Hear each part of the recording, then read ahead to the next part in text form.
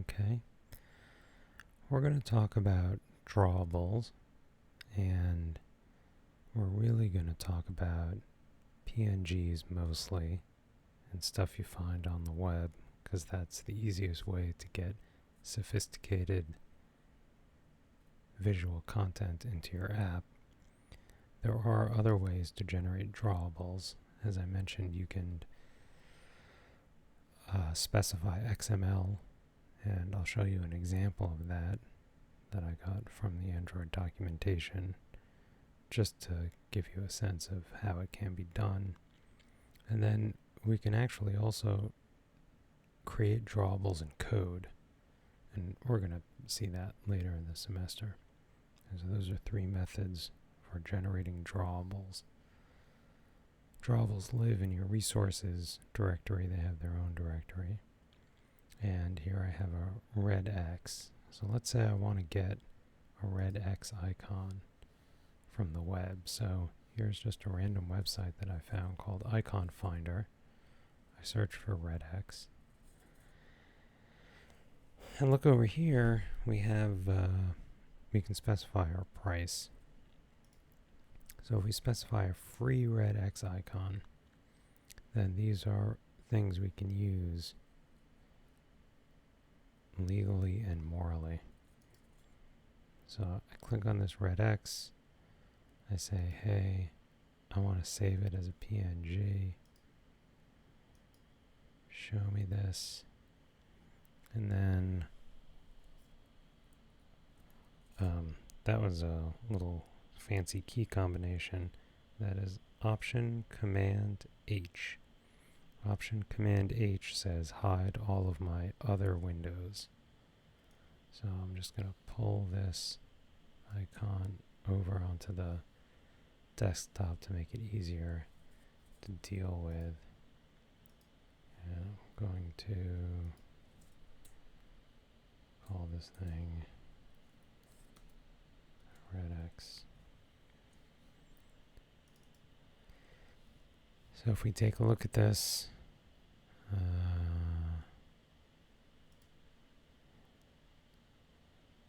we can see what it is. We can potentially edit it a little bit using whatever tools we have. If we just want to use it outright, we need to, I'm just going to do this in, I have a shell. So I'm going to find the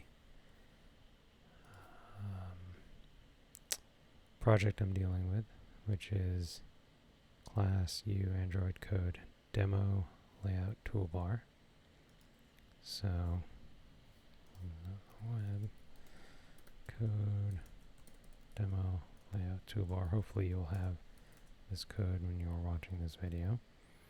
And a lot of the action in Android Studio, as I hope you have found out or are learning, is in the app directory. In the app directory, source is again where a lot of the action is, and main. So here we have our manifest file, we have our Java source code directory, and our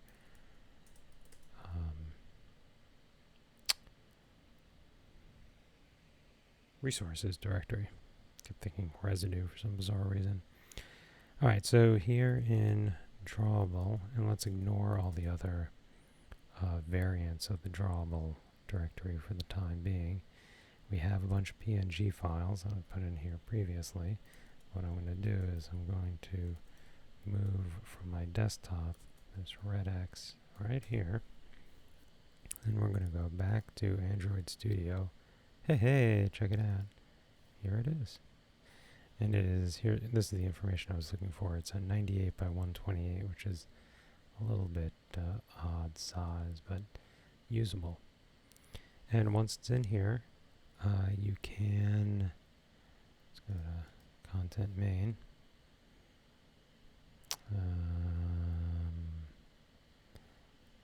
Let's go to menu main. Here in menu main, and we're going to talk about the toolbar and the menu in a little bit, but for now, just think about it in terms of icons. Here we have an icon specified as this exit red, and I'm going to turn this into, oh my gosh, I broke my main rule. I have a, well, my main rule is never put a dash in here, but yeah, don't put a, don't put a space in here either. That's terrible. So we're going to go fix that. And, you know, I think Android Studio is just so smart that all this stuff it's going to pick up, all these changes. Okay, couldn't resolve. Let's see, can you resolve it now? What do you say? No? Red X?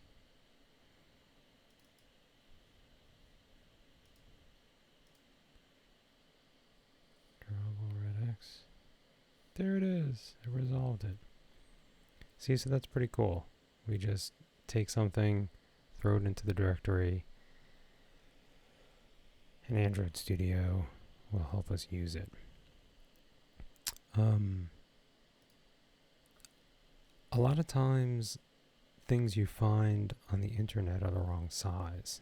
Or here is a search icon that I found, which is quite large, which is useful for many things, but sometimes not so useful for us in terms of it being too big for a particular use.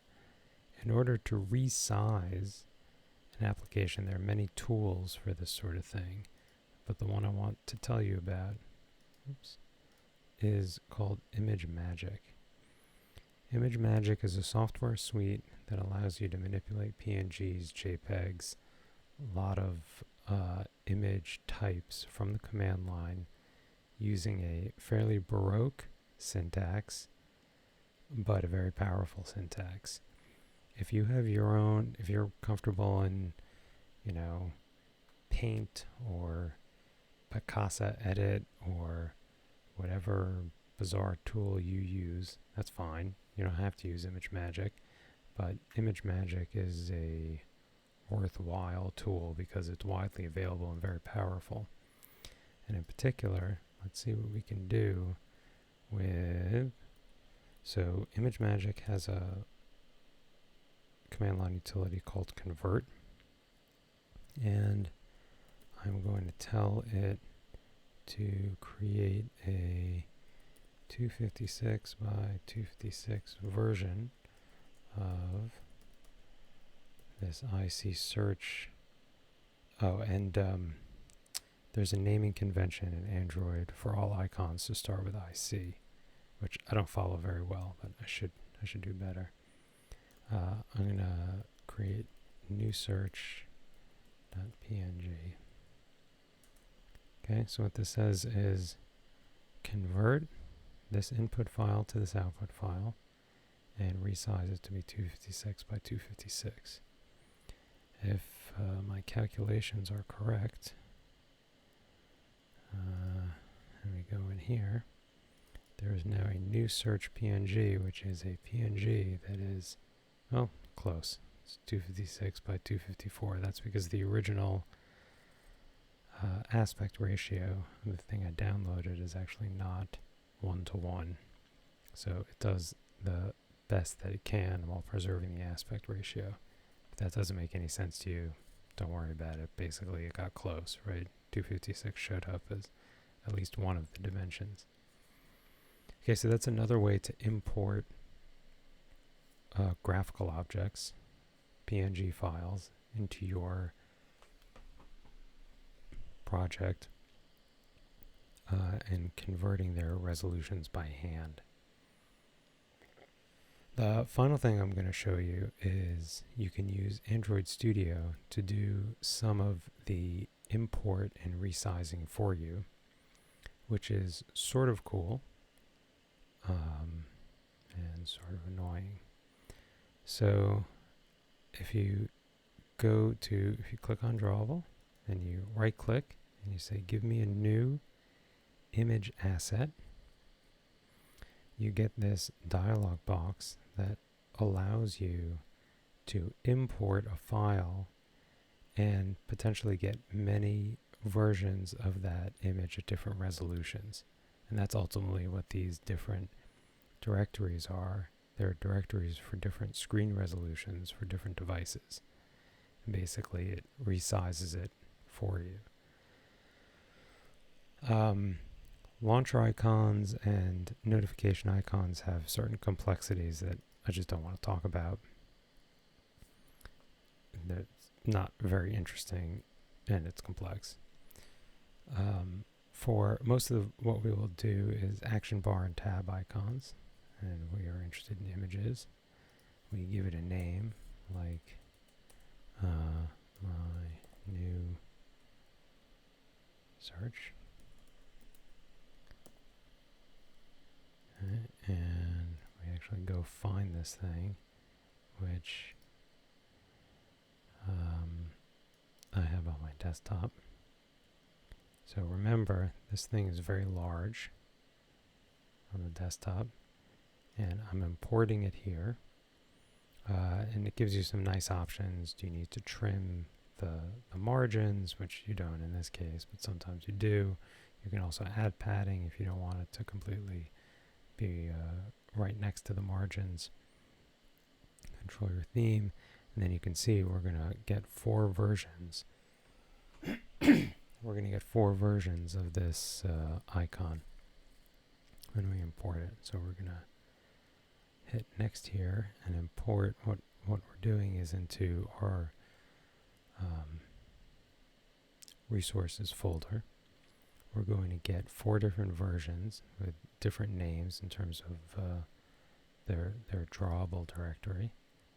And in each one of them is going to be a PNG of this thing, and then this asks me, do you want to put it in under source code control, which you probably do if you're importing it and you mean to import it and you want to keep it.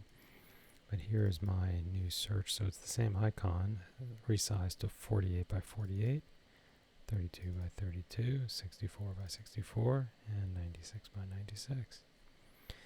And by and large, Android Studio will make these different sizes transparent. So you don't have to specify what size you are using. You just say drawable, I see my new search, and you're set. All right, so just to prove that point. So if we go in here and do drawable,